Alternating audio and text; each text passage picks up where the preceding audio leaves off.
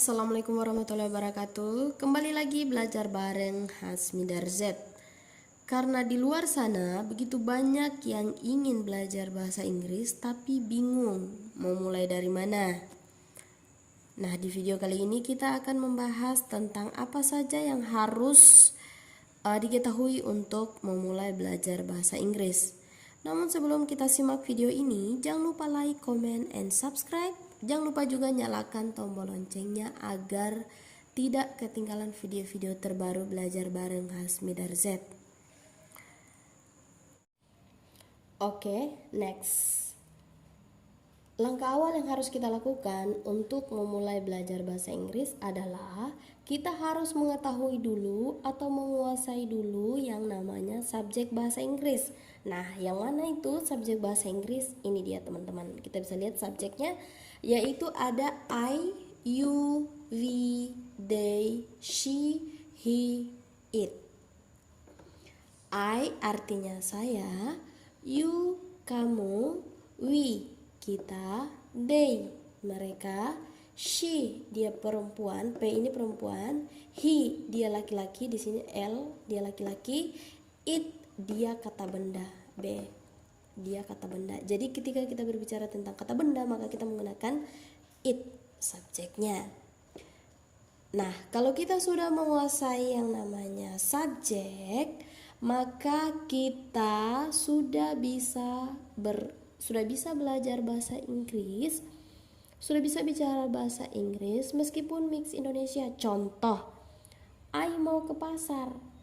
Kenapa hanya I-nya yang bahasa Inggris? Nggak apa-apa, karena kunci mau bisa belajar bahasa Inggris, mau bisa berbicara bahasa Inggris adalah harus ucapkan itu tiap hari meskipun mix Indonesia.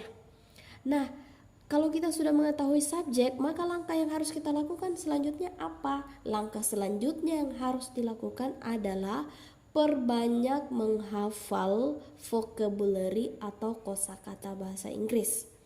Kita harus mulai menghafal everyday. Karena kalau sudah banyak kosakata yang kita sudah kuasai, yang kita sudah hafal, itu akan sangat membantu kita mudah membuat kalimat bahasa Inggris. Contohnya, saya mau ke pasar. Apa bahasa Inggrisnya? Kita mulai lagi menghafal. Sayanya kan I, dia subjek. Nah, mau ke pasarnya apa bahasa Inggrisnya? Kita mulai menghafal. Oke, lanjut lagi. Kalau kita sudah menguasai subjek bahasa Inggris dan kita juga sudah menghafal beberapa kosakata, nah sekarang kita coba membuat kalimat bahasa Inggris. Nah, dalam pembuatan kalimat bahasa Inggris yang sederhana bagi pemula ya, dalam pembuatan kalimat bahasa Inggris ada juga yang bertanya, kenapa kita kadang menemukan kalimat misalnya I, subjek I ya, ada yang menggunakan kalimat ayam seperti ini, ada juga yang hanya I saja seperti ini, tidak membutuhkan ayam. Apa sih perbedaannya? Kapan kita membutuhkan M ini muncul, kapan kita tidak membutuhkan M ini? Nah, kuncinya ada di sini teman-teman. Ini kita lihat dulu to be. To be itu kata kerja bantu ya. Di sini ada am, are, is. Jadi am itu hanya pasangannya subjek I. I hanya akan bertemu dengan am. You, we, they hanya akan bertemu dengan are. She, sedangkan she, he, it hanya akan bertemu dengan is. Ingat teman-teman, ini tidak boleh ditukar-tukar. Misalnya you ketemu am, no. Ini tidak boleh ditukar-tukar teman-teman. Jadi I hanya akan bertemu dengan am, you, we, they hanya akan bertemu dengan are, she, he, it hanya akan bertemu dengan is. Nah, pertanyaannya kapan am, is, are ini muncul? Kapan? Nah, ketika kita membuat kalimat bahasa Inggris ya, ketika subjek bertemu dengan adjective, noun, adverb, maka ketika subjek bertemu dengan adjective, noun, adverb, maka am is are itu muncul teman-teman. Nah, apa itu adjektif? Adjektif adalah kata sifat. Kata sifat seperti beautiful, cantik, handsome, ganteng, smart, pintar, dan masih banyak lagi lainnya. Noun. Seperti apa itu noun? Noun itu adalah kata benda. Contoh, table, meja, chair, kursi, book, buku, dan lain-lain, masih banyak lagi kata benda yang lainnya. Adverb. Adverb itu adalah kata keterangan. Nah, sebenarnya dalam bahasa Inggris kata keterangan itu ada dua, kata keterangan tempat dan kata keterangan waktu.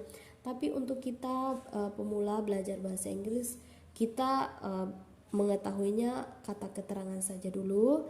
Nanti kita akan belajar lebih dalam lagi di next video ya.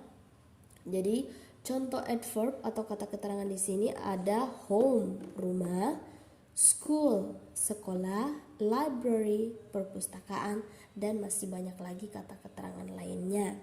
Jadi ini kuncinya teman-teman, ketika subjek bertemu dengan kata sifat, kata benda, kata keterangan, maka am is are ini muncul atau to be ini muncul atau kata kerja bantu ini muncul.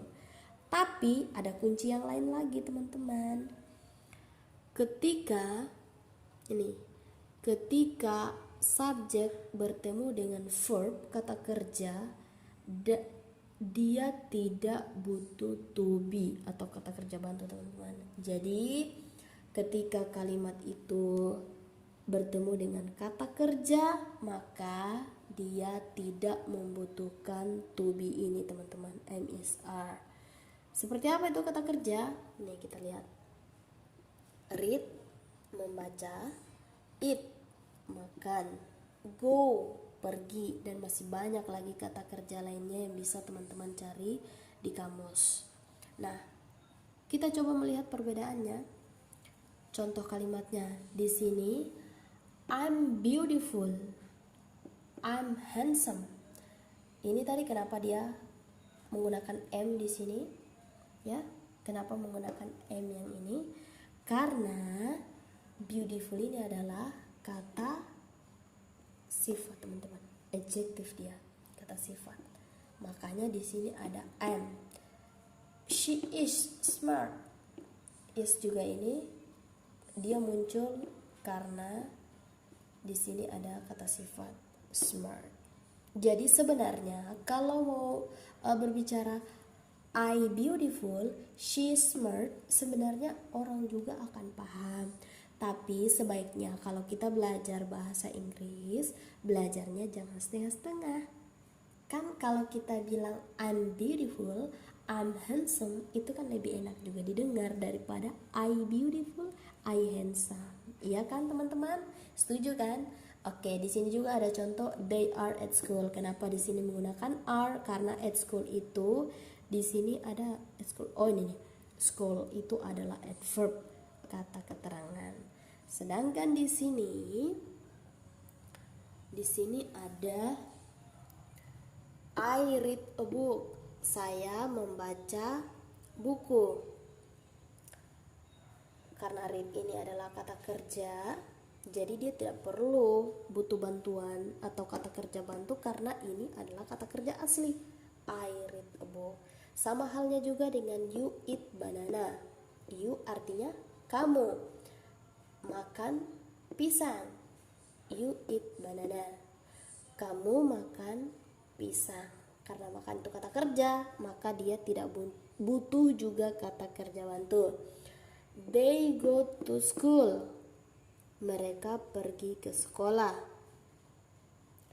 Go juga adalah kata kerja, maka dia tidak membutuhkan kata kerja bantu ya teman-teman.